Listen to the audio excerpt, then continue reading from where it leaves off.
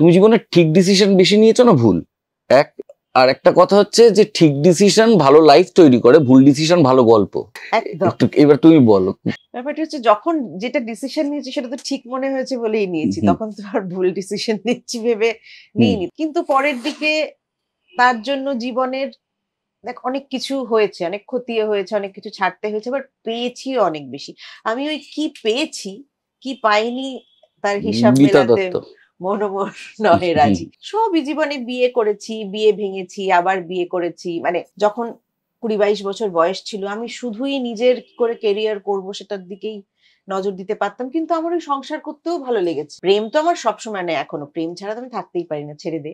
প্রেম, ভালোবাসা, বন্ধুত্ব, সংসার, এইগুলোও আমার কাছে ভীষণ ভীষণ ইম্পর্টেন্ট এলিমেন্টস।